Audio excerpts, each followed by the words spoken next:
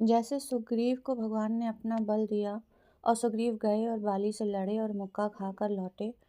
तो एक चीज़ हमें यह देखनी पड़ेगी कि ठीक है, हम भगवान के सरेंडर हो गए और हमने उनसे बल प्राप्त किया। कभी कभी यह बल, मान लीजिए बजरंग बाण का पाठ करना है या रक्षा स्तोत्रम या कवच स्तोत्रम, अलग अलग प्रकार के वो हमने करा और उससे हमको बल मिला। उसके अलावा हमको बल मिला आइसोलेशन से, अपने अंदर जाने से, सहन करने से, हर प्रकार की स्थिति, और फिर भी अपना भगवान का चरण ना छोड़ने से, इन सब से हमको बल मिला।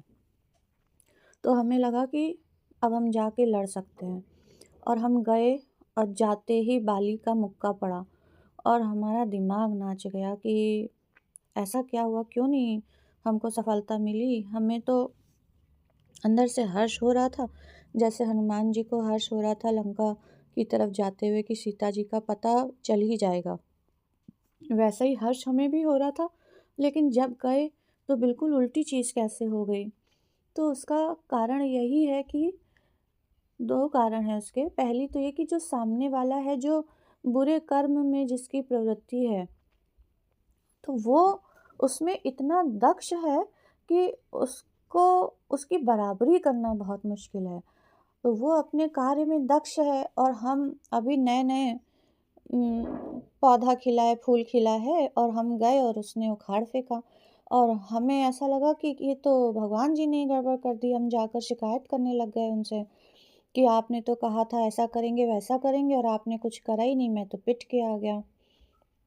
तो इसका आंसर कुरुक्षेत्र से देना पड़ेगा कि क्या अर्जुन ने स्वयं सब कुछ करा, उससे वह जीत गया क्या?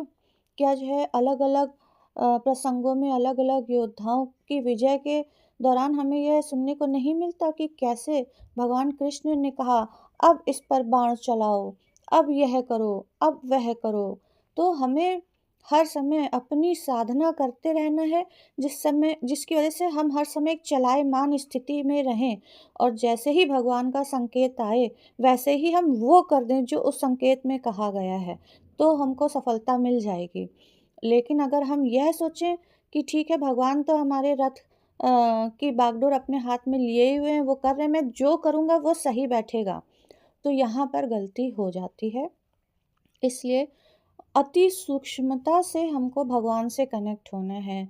अति सूक्ष्मता से हमें अपने अंदर कनेक्ट होना है, एक धैर्यता में स्थित होना है हमको, एक प्योर अटेंटिवनेस में हमको स्थित होना है कि जहाँ हमारे विचार ना चले, ना जहाँ हमारी इच्छाएँ चलें, हम बस बिल्कुल अटेंशन की पोज़ में हैं कि अब भगवान ये कहेंगे और बस मुझे वो कर देना है। तो यह बहुत कठिन प्रक्रिया होती है और जब तक हम मुक्का खा के नहीं आते हैं, तब तक हमको यह समझ में नहीं आता। और जब हम मुक्का खा के आते हैं तो कहीं न कहीं हम फिर से अपना कुछ चालाकी दिखाने की सोचते हैं कि अच्छा, मुक्का खाया तो ईगो हर्ट हुआ, अब मैं तुम्हें बताऊँगा। अब फिर से हम वही बेवकूफ़ी कर देते हैं। इसीलिए भगवान राम बार-बार सुग्रीव से पूछते हैं कि क्या अभी भी लड़ने की इच्छा है? जब सुग्रीव पूरा हार जाता है कि नहीं, अब मुझसे नहीं होगा, अब आप ही को वध करना पड़ेगा, तब भगवान एक ही बाण चलाते हैं और उसी से कार्य हो जाता है। तो यह चीज़ें धीरे-धीरे ही समझ में आती हैं, इतना आसान तो नहीं है और इसीलिए यह जीवन मिला है कि हम यह सब इवेंचुअली समझ जाएँ। जय सिया राम।